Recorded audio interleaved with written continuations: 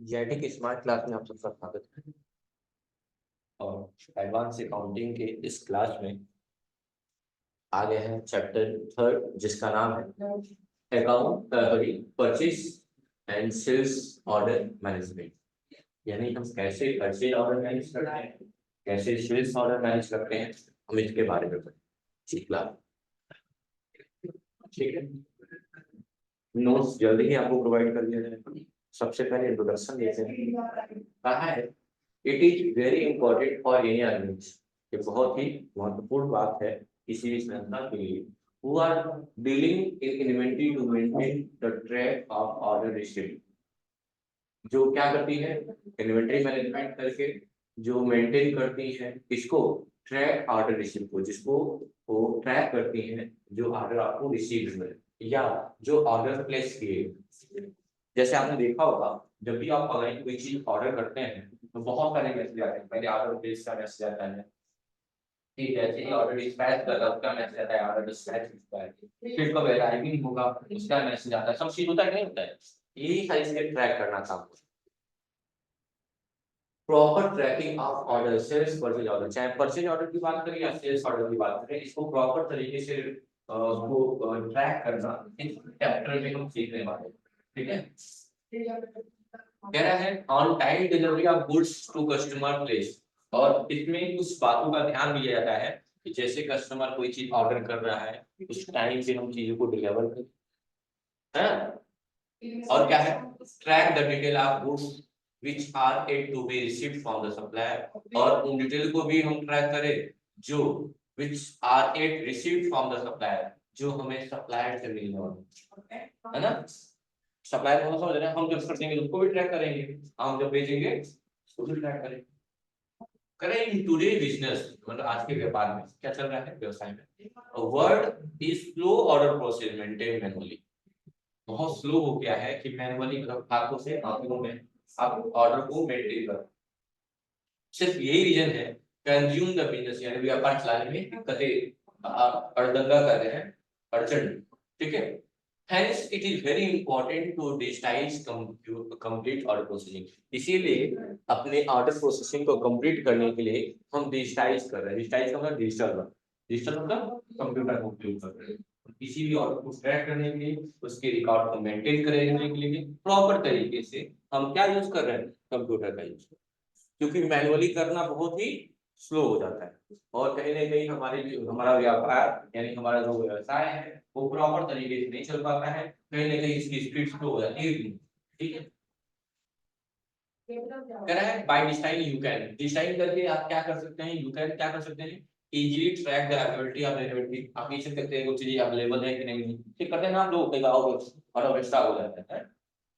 उसके बाद से क्या है, quick reply to the purchase order received, और तुरंत रिप्लाई करना जब भी आपको कोई परचेज का ऑर्डर आ रहा है आपके पास। तो आजकल की कंपनी देखिए ना, किसी नॉर्मल साइट पे विजिट कर जाइए, नंबर से रजिस्टर करके, लगता है कॉल आने वाले से, सर आपने कार्ट में कोई चीज ऑर्डर ऐड कर रखा है, मंगाना है सर, सर 50% ऑफ चल रहा है। मतलब बहुत सारे आपको तुरंत अप्रोच करने लगते हैं, आपके पीछे पड़ के, देखा होगा आपको, हाँ कभी नहीं हुआ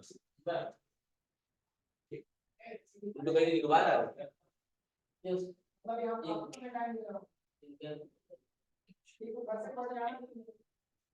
उसके बाद क्या कह रहा है, quickly reply to the purchase order issue हो गया from customer form of sales order.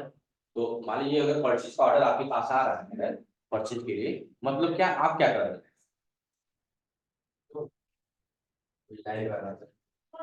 आप क्या कर रहे हैं बताइए। अगर परचेज का ऑर्डर आपके पास आया है तो आप क्या कर रहे हैं, आप तो सेल ही कर रहे हैं ना। आपके पास परचेज का ऑर्डर है, परचेज का ऑर्डर मतलब ना कोई खरीदने के लिए ऑर्डर दिया है, लेकिन आपके लिए क्या है, आप तो बेच ही रहे हैं ना। वही बात इस लाइन में लिखी हुई है कि quickly reply to the purchase order, यानी परचेज ऑर्डर आने के रिप्लाई करना, रिसीव करना फ्रॉम द कस्टमर, किसे, अपने कस्टमर से, in the form of sales order. किस रूप में, सेल्स ऑर्डर, किस रूप में, सेल्स ऑर्डर। वो तो परचेज ऑर्डर ही देगा ना, और हम क्या करेंगे, सेल्स। अच्छा, अभी तक आप सेल्स को किस रूप में देख रहे थे, या परचेज किस रूप में देख रहे थे, परचेज करते हैं और सामान आ जाता है, लेकिन उसमें बहुत सारी प्रक्रियाएं देखने को मिलेंगी। अभी जो नीचे डायग्राम आने वाला है, इसका नाम लिखा हुआ है परचेज ऑर्डर प्रोसेसिंग, इसको समझेंगे हम डायग्राम के मुताबिक। उससे पहले स्लाइड पढ़ ले। इस speed of the purchase order approval, और क्या करता है, स्पीड अप करता है जल्दी से, ताकि परचेज ऑर्डर को क्या करते हैं, अप्रूवल मिल सके, डिस्पैच करना मतलब ऑर्डर को पैक करना और डिलीवरी करना, और इनवाइसिंग भी प्रोवाइड करना, और जल्दी से जल्दी क्लोजर, जल्दी से जल्दी होती है। कई बार देखते हैं कुछ चीजें हम ऑर्डर करते हैं एक दो दिन पहले ही आ जाता है डेट से, क्योंकि वो एक्सपेक्टेड डेट दिखाते हैं इस दिन तक आ जाएगा, मिल जाएगा। लेकिन कभी कभी चीजें हमें पहले मिल जाती है, और बहुत रेयर होता है कि उस डेट से आगे बढ़ जाए, उस डेट तक आते आते जरूर मिल जाता है। In Tally Prime management of purchase and sales cycle is very simple. मतलब कहा है टैली प्राइम में इस चीज का मैनेजमेंट करना, चाहे वो परचेज साइकिल की सेल्स साइकिल की बात की जाए, वो बहुत ही आसान है, इजी टू मेंटेन, और हम आसानी से उसे क्या करते हैं, मेंटेन भी कर सकते हैं। वी कैन ट्रैक, क्या ट्रैक कर सकते हैं, the sales order till it reaches the customer, मतलब हम उस ऑर्डर को ट्रैक कर सकते हैं, सेल्स किए हुए ऑर्डर को, तब तक जब तक कि वो हमारे कस्टमर तक ना पहुंच जाए। रीच का मतलब क्या होता है, नहीं दो रीच होते हैं, R E C H reach मतलब होता है पहुंचना, और आर आई सी एच का मतलब ये होता है रीच। रीच मतलब क्या होता है, धनी, अमीर, पैसे वाले लोग, ठीक। और क्या बोला है, हाँ, और बोला है द परचेज विल, जब purchase order till we receive the goods from the supplier, और परचेज को भी लोग ट्रैक करते हैं तब तक जब तक क्या होता है, वो हमें सप्लायर से तब तक बोलेगा ना, क्या है, this tracking help in analysing the reason और आउटस्टैंडिंग ऑर्डर। आउटस्टैंडिंग का मतलब क्या होता है, बकाया, क्या होता है, बकाया होता है। ये आपको सारी चीजों को हेल्प करेगा, मदद करेगा, ट्रैक करेगा, हेल्प कर पाएंगे आप, वो हेल्प करेगा आपका, आपको ट्रैक करने में इस चीज को, जो भी आउटस्टैंडिंग ऑर्डर है, जो भी बकाया है, लाइक डिलीवर ऑन टाइम और नॉट, ये चेक कर पाएंगे कि वो डिलीवरी हमें टाइम से मिलेगी या नहीं मिलेगी, और क्या ट्रैक करेंगे, and the reason for the delay, और अगर देरी हो रही है क्या रीजन है, टू लेट आ रहा है। अब कहा है कि हम बात करेंगे परचेज ऑर्डर प्रोसेसिंग के बारे में, इसके बारे में, परचेज ऑर्डर प्रोसेसिंग के बारे में। अब इस डायग्राम को हम आसानी से समझेंगे, बहुत ज्यादा नहीं पढ़ाऊंगा, इस डायग्राम को बहुत ध्यान से देखेंगे और समझने की कोशिश करेंगे।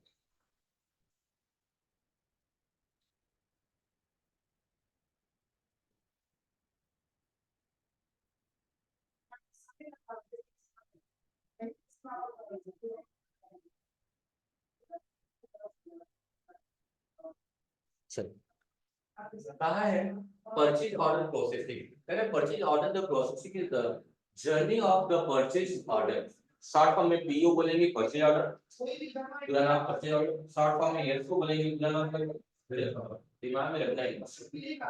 Correct, purchase order processing is the journey of a purchase order, यानी परचेज ऑर्डर प्रोसेसिंग का मतलब होता है कोई चीज प्रोसेसिंग में है, मतलब चल रही है, उस पे काम चल रहा है।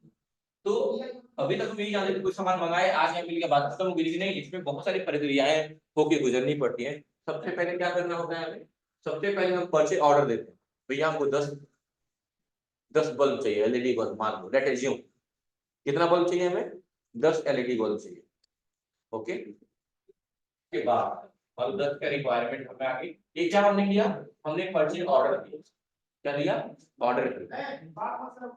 फिर जो हमारा सप्लायर है वो हमें गुड्स रिसीव कराएगा, क्या रिसीव कराएगा, गुड्स रिसीव कराएगा, कितना बल्ब का, 10 का, और हम रिसीव भी करेंगे। लेकिन अभी हम ये नहीं कहेंगे परचेज कर लिए हैं, क्योंकि अभी सामान बस आया है, और जब तक आपने परचेज में एंट्री नहीं की है, अगर आप 10 सामान आया, आपने रिसीव किया 10 गुड्स, लेकिन आपको लगा कि इसमें 2 बल्ब खराब है, तो तुरंत 2 बल्ब क्या करेंगे, गुड्स रिटर्न कर देंगे बिफोर बिलिंग, यानी बिलिंग करने से पहले अगर पता चल गया आपको कि खराब है, तो 2 बल्ब क्या कर देंगे आप, रिटर्न कर देंगे, क्या बोलते हैं, गुड्स रिटर्न। उसके लिए आप रिजेक्शन वाउचर का इस्तेमाल करेंगे, किसका यूज करेंगे, डेबिट नोट नहीं इशू करेंगे। आप सोच रहे होंगे सर वापस करने के लिए आप बढ़ाए थे डेबिट नोट, परचेज रिटर्न के लिए डेबिट नोट नहीं बढ़ाए थे ना, लेकिन यहाँ परचेज रिटर्न नहीं हो रहा है क्योंकि अभी बिलिंग नहीं हुई तो परचेज हुआ ही नहीं है। अब कितना पीस बच गया आपके पास, 10 रिसीव 8 किए थे। अब पता चल गया ना 8 ठीक है, 8 ठीक है ना। तो 8 पीस के लिए आप किसमें एंट्री करेंगे, बिलिंग डन करेंगे, और किसमें एंट्री करेंगे, परचेज, क्योंकि 8 पीस आप खरीदे। और खरीदने के बाद बिलिंग होने के बाद 8 पीस में से भी कोई गड़बड़ निकल गया तो क्या करेंगे, तब परचेज रिटर्न इशू करेंगे, जिसे बोलते हैं। बात समझ में आएगी? यानी बिलिंग से पहले कुछ सामान वापस कर रहे हैं तो रिजेक्शन आउट, क्या करेंगे, रिजेक्शन आउट, रिजेक्शन आउट। और परचेज में बिलिंग करने के बाद कोई वापस करेंगे तो समझ में बात? हाँ, कंफ्यूज लग गई?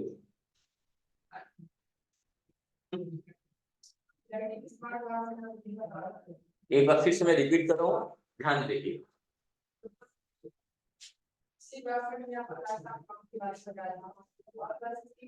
समझिएगा यार।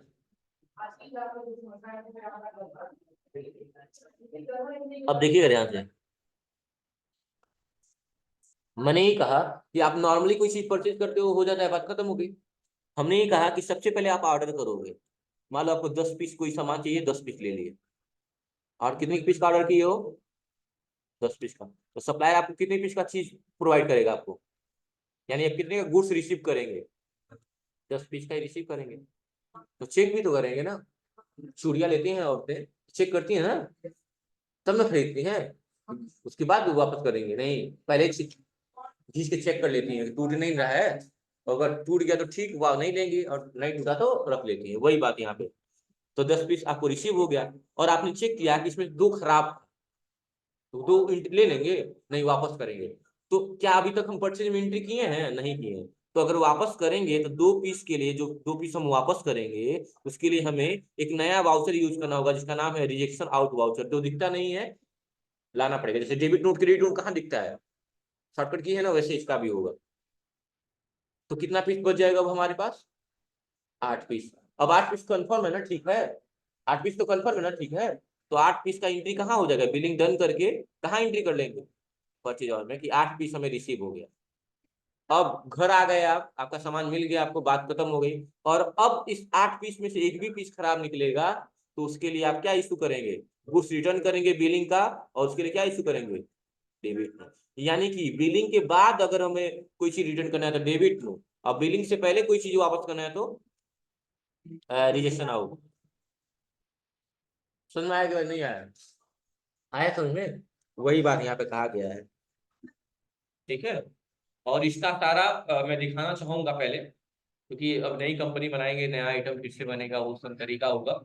और लेकिन मैं आपको दिखाना चाहूंगा कि जैसे कि टैली हो गई, कोई भी कंपनी खुल जाए,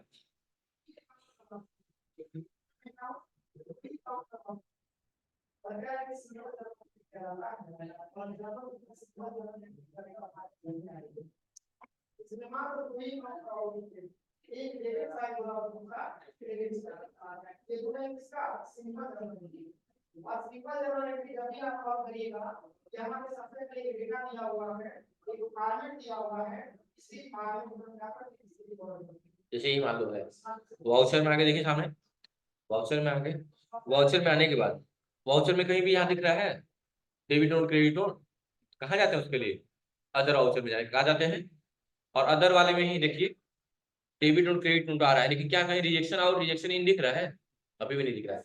तो यहाँ पे आते हैं सो इनएक्टिव में। कई वाउचर ऐसे होते हैं जो इनएक्टिव रहते हैं, एक्टिव नहीं रहते हैं। देखिए इसमें आपको दिख जाएगा रिजेक्शन आउट, देख रहे हो, control plus F5, reaction in, receipt note, ये सब इनेबल करना होगा। देखो हाईलाइट नहीं है, जब इनेबल करेंगे तब ये हाईलाइट हो जाएगी, समझ गए ना। तो यही है, मेरे कहने का मतलब सीधा सीधा यही है कि हम पहले, सबसे पहले हम क्या करेंगे, परचेज ऑर्डर करेंगे, ठीक है। ऑर्डर करने के बाद वो चीजें हमें क्या होगी, रिसिप्ट होगी, रिसिप्ट हो जाएगी, रिसिप्ट रिसीव करेंगे। अगर क्वांटिटी कोई गड़बड़ निकली तो क्या कर देंगे, रिजेक्शन आउट कर देंगे, रिजेक्शन, रिजेक्शन मत समझ रहे ना, रिजेक्शन आउट कर देंगे। और उसके बाद से अगर लग गया बाकी सब ठीक है तो क्या करेंगे, बिलिंग डन करके क्या करेंगे, परचेज वाउचर में, बिलिंग डन करके क्या करेंगे, परचेज वाउचर में क्या करेंगे, इसकी एंट्री कर देंगे। और अब कोई चीज खराब निकलेगा तो क्या इशू करेंगे, डेबिट नोट इशू करेंगे। ये बात समझ में आ रही है कि नहीं आ रही? हाँ, नहीं समझ में आ रही ये बात आपको?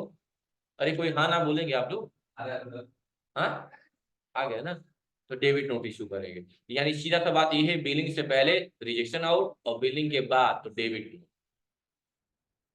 और ये तो जानते ही है, परचेज ऑर्डर दिए थे, फिर वो सामान हमको रिसीव हुआ, हमको सही नहीं लगा तो रिजेक्ट कर दिए, और सही लग गया तो ले लिए, बाद में पता चला खराब है तो डेबिट नोट इशू कर दी, बात खत्म। यही याद पड़ जाता है।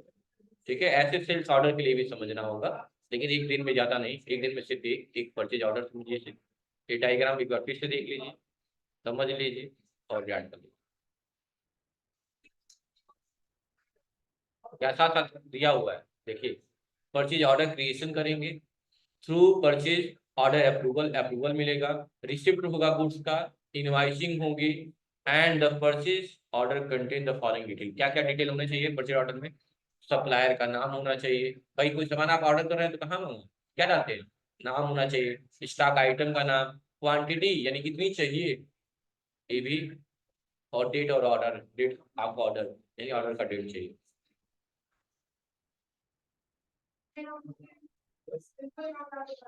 कर लेंगे, बस यही करना है, हो जाएगा ना? ठीक।